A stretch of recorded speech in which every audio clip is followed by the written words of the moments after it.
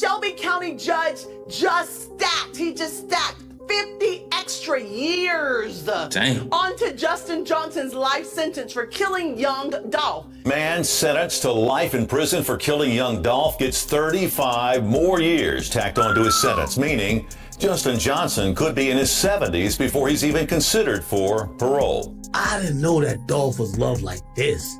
Right. They've literally been Memphis for 3 straight years since young Dolph died. I've never seen some shit like this. Young Dolph's death was one of those losses that shook the streets to their core. So much so that people were literally told to stay indoors because of how dangerous things got in the aftermath. Tonight, we strongly encourage everyone to stay home if you do not have to be out. Everyone to stay home tonight after rapper Young Dolph is gunned down and killed. But the fallout didn't just stay outside. It followed his accused killers, even behind bars. One of the men charged with Dolph's murder, Justin Johnson, also known as Straight Drop, learned this the hard way, starting with how he got his face busted. Justin Johnson's troubles. Back in 2022, while locked up at 10. It went beyond just the streets. Boy, it's in the cells. That he got his face busted. Tennessee's Shelby County Jail, Johnson was reportedly making a phone call in the visitation area when another inmate walked up and punched him out of nowhere. TMZ reported the incident, and while his lawyer claimed there was no known motive, many believe it's obvious: his connection to Dolph's murder. Johnson was lucky to escape with no serious injuries, but that wouldn't be the last threat to his safety. Things got so tense that he and his lawyer ended up asking the judge to transfer him to another facility due to ongoing safety concerns. But Johnson's problems didn't end with jail fights. He's most likely never going to see freedom again. In 2024, he was convicted of first-degree murder, conspiracy to commit first-degree murder, and being a felon in possession of a firearm. Following the guilty verdict in September, he was immediately sentenced to life in prison for the murder charge. Jury found the defendant guilty of conspiracy to commit first-degree murder as charged in count 1 of the indictment. We, the jury, find That's the crazy, defendant bro. guilty of first-degree murder. He looked like it's over with. You know?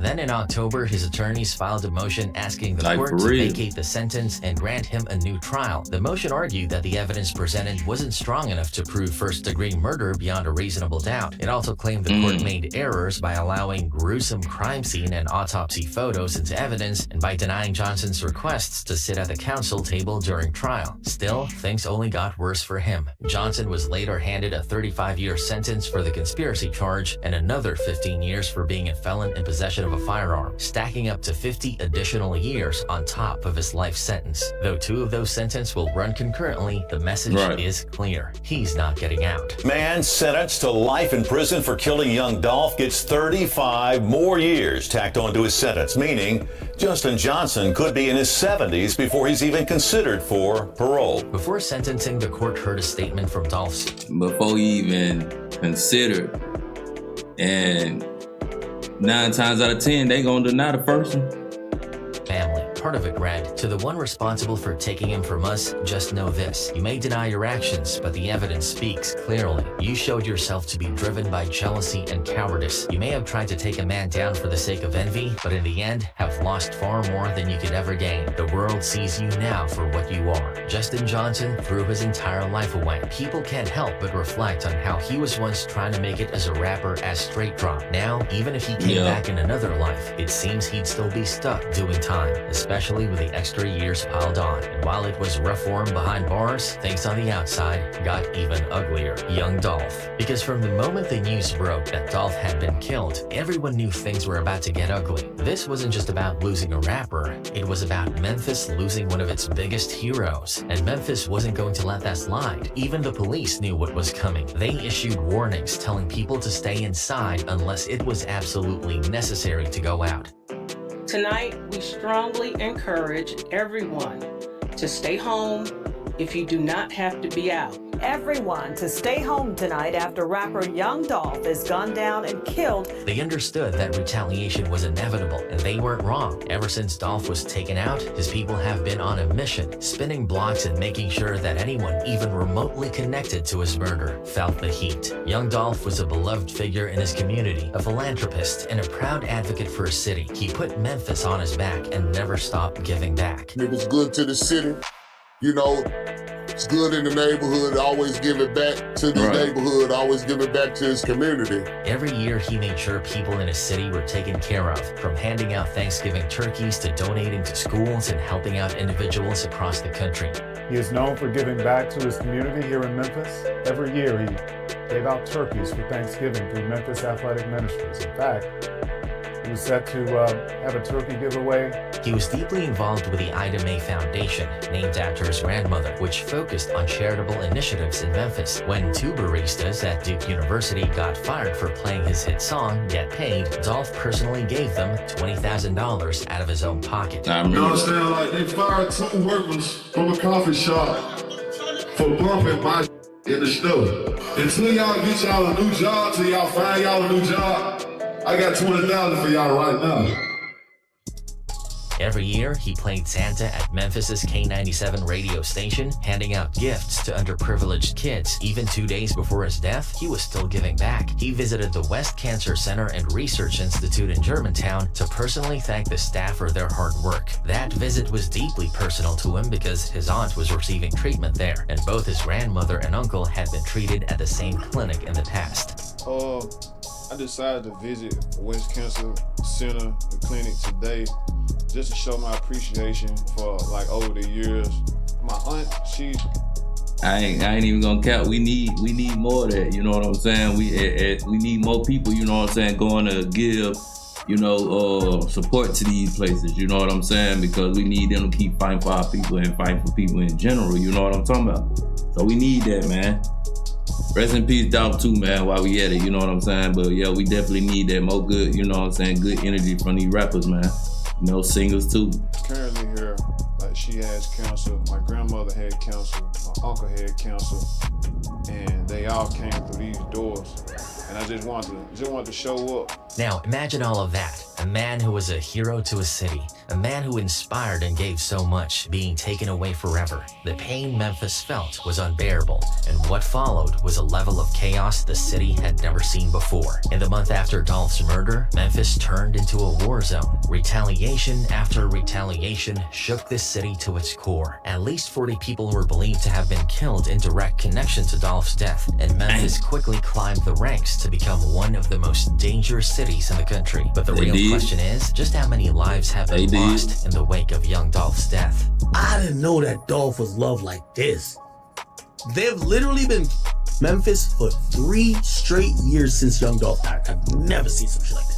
Darian D. Money Childs, the first person to face the consequences of young Dolph's murder, was a clear message to anyone remotely involved, whether they pulled the trigger, played a role behind the scenes, or even just knew the wrong people. One of the earliest casualties was comedian Darian D. Money Childs, who made the fatal mistake of joking about Dolph's death online. He must have thought it was just internet talk, something that would blow over in a few days, but in Memphis, the streets don't forget, and they definitely don't forgive. Just a week after his post, Childs was shot and killed. His death sent a chilling message. This wasn't just rap beef. It's this video of Darian Childs that captivated the hearts of millions. Now, years later, many are talking about how the Memphis comedian died days after making remarks about young Dolph on social media. Big Newski. Childs' murder was just the beginning. As the months went on, more and more people connected to Dolph's murder started dropping like flies. The next high-profile target was Big Newski, a rapper signed to Moneybagg Yo and the cousin of Big 30. In January 2022, Newski was gunned down outside the New Horizon River Apartments on Gazaza Road. It was around 7 p.m. when the shots rang out, and when the smoke cleared, the 26-year-old rapper was dead. Now, what we do know right now is that police are reporting that one male victim was shot here on this scene. Now, again, the victim did not survive his injuries. The victim is 26 years old. The victim who's pronounced dead is 26. I just had to pause it right there. Buddy up there with the news channel with his hand up there, bro. Get out the way. You don't want no folks got the camera on you.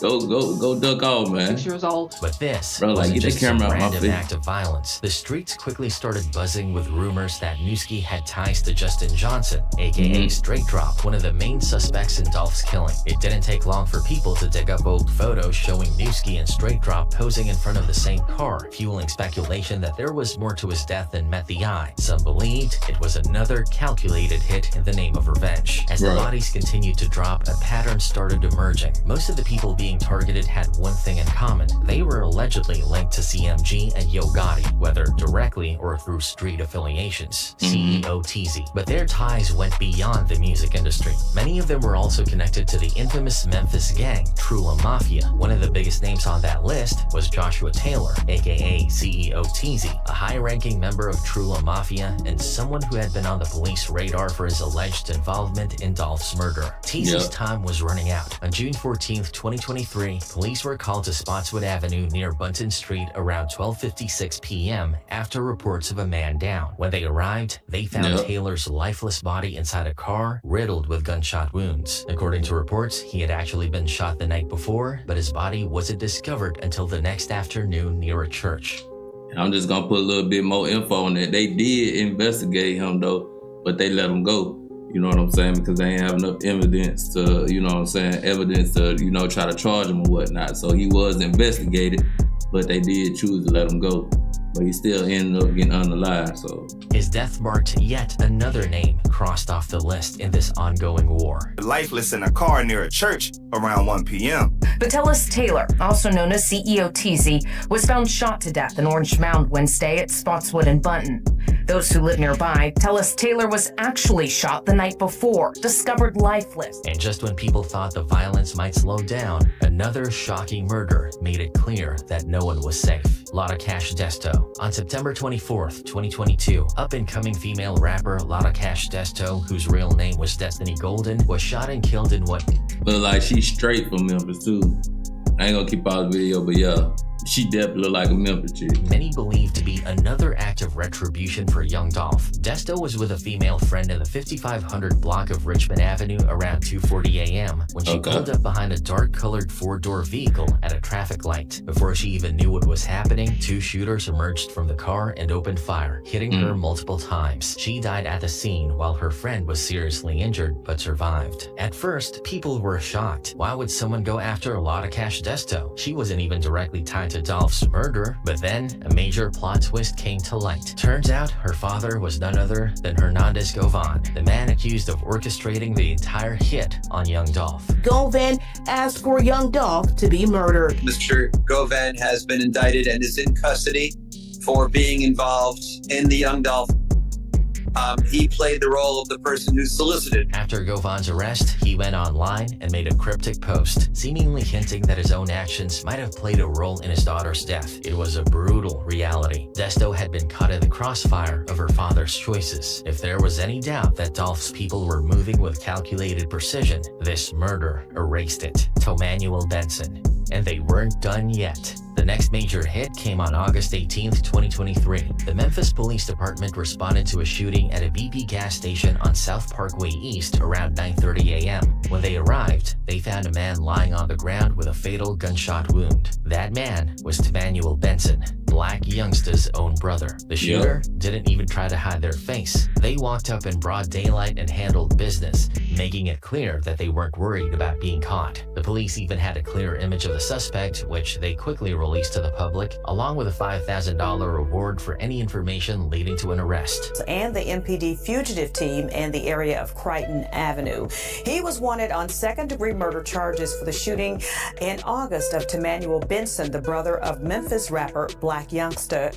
Tomanuel's murder sent shockwaves through the city, but to many, it wasn't surprising. Black Youngsta has been one of young Dolph's most vocal enemies. Back in 2017, Black Youngsta was arrested in connection with an attempt on Dolph's life, where over 100 rounds were fired at his bulletproof SUV. Though he beat the charges, the bad blood between him and Dolph never went away. For years, Black Youngsta taunted Dolph at every opportunity, from diss tracks to Instagram posts. Now the same war he had been a part of had come knocking at his own front door, Losing his brother to the same cycle of violence he once glorified was a painful reality he now had to face. Big Juke. Yo Gotti might have thought he was untouchable in this whole war, but Dolph's crew had other plans. While most of the people connected to Dolph's murder were already facing the consequences, Gotti had managed to avoid any direct retaliation, at least for a while. But as time went on, it became clear that PRE wasn't going to let him off the hook that easily. They had already hit plenty of people in a circle, and it seemed like they were working their way up the chain. The message was simple.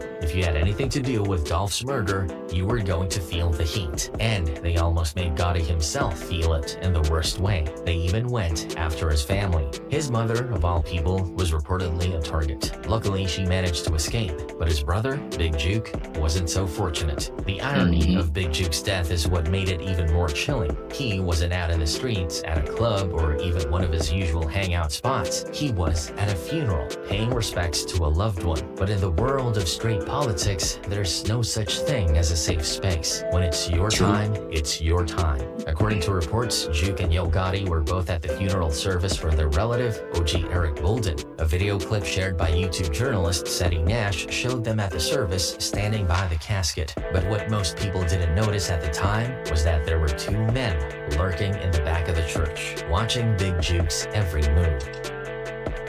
So, hey, look, hey, that mean, look, if you do something, you know, they say if you scared, go to church. But shh, look like it can happen there too.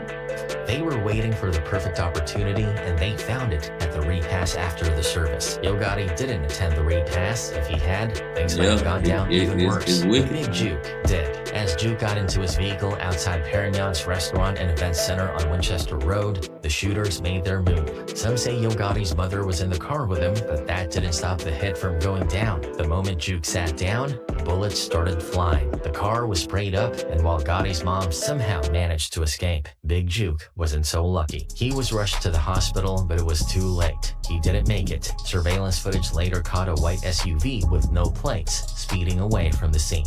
Tonight, police are looking for a white Ford Explorer SUV in connection with the shooting.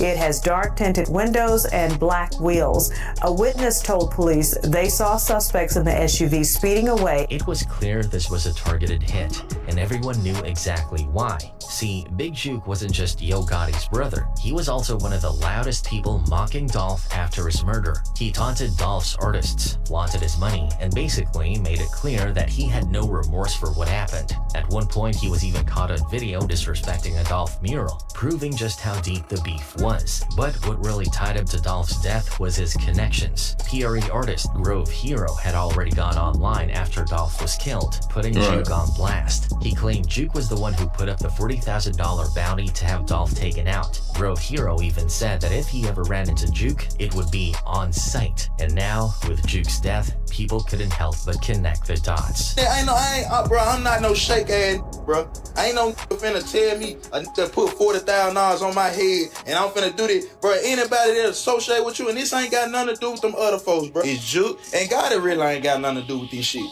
But Juke, his brother. It's Juke, it's Migo, it's Youngster. These the folks that got something to do with this shit, dog. Even before this, Juke was known to be around some key figures who were linked to. And I ain't even gonna lie. Since Dolph, you know what I'm saying, been on the live, I ain't seen Black Youngster really, you know what I'm saying, coming out really saying nothing. I ain't really heard too much of his music. I know his music ain't really in live stream like that, but you know what I'm saying, I still ain't heard too much from him. Last time I seen him, he was on YouTube cooking Rotel dip. That was the last video I seen on him. Dolph's assassination. He was seen on video hanging out with CEO Teasy, one of the guys reportedly involved in Dolph's murder. On top of that, he had pictures with Hernandez Govan, the man authorities believe orchestrated the whole thing. With ties like that, it was only a matter of time before the streets came for him. Yo Gotti. And with every major hit, one name kept coming up. Yo Gotti. And apparently the law might be closing in on him too. Recently, Rap 100 stirred up the conversation even more by predicting that Yo Gotti could be next on the Fed's list. He even went as far as advising Gotti to start saying his prayers. That Yo Gotti say your prayers, you better say your prayers. Wax speculated that if the feds decide to go after Gotti, they might label CMG or Collective Music Group as a gang, just like they did with YSL in Atlanta. But wouldn't it be smart to blame it on the dead man, though? No, he was part of the company. Okay. And that's crazy. They're gonna classify it as a game. They gonna try to target. He also pointed out that prosecutors could bring up the 2017 attempt on Dolph's life when over 100 bullets were sprayed into his SUV in Charlotte, North Carolina, and tie it to CMG, framing it as a part of an ongoing gang war. Let's do the math. CMG and PRE shooting at the back in the Carolinas. Motherfuckers doing songs, shot the Sprinter 100 times, bulletproof. They're gonna take it and paint the perfect movie. These two things are game. Wax comments referenced key testimony from Cornelius Smith, one of Young Dolph's killers, during the recent trial of co-defendant Justin Johnson. While on the witness stand, Smith made a shocking revelation. He testified that he and Johnson carried out the hit on Dolph in November 2021 to collect an $100,000 bounty allegedly put up by Yo Gotti's brother, Big Juke. Smith said he was promised a $40,000 cut for his role in the murder, but ended up with just $800 before he was arrested in early 2022. However, he also dropped another bombshell. He claimed that an unnamed person from CMG later paid $50,000 to retain a lawyer for him after he was charged. If these claims hold up, Yo Gotti could be in some serious trouble. But some people believe the streets might get to him before the law does. They're saying that the slide for Dolph is still in motion and could reach him even in Dallas. Yeah. Man. Shelby. So that just, you know what I'm saying, they just let you know, man, that, you know what I'm saying, even though Dolph, you know what I'm saying, was unalive and a lot of people was unalive behind it, you know what I'm saying, it do get wicked, man. You know what I'm saying? Memphis is one of them places, you feel me? But like I always say, you know what I'm saying, when I be covering these videos, watching reacting to these videos, rest in peace to all of them, you know what I'm saying? Rest in peace to all of them, you know what I'm saying? But this is Jackpot's reaction. Subscribe, like, and comment, man. I appreciate y'all, you know what I'm saying, watching the whole videos. If you did, stay, you know what I'm saying? Once again, I appreciate it. And until next time, I'm out.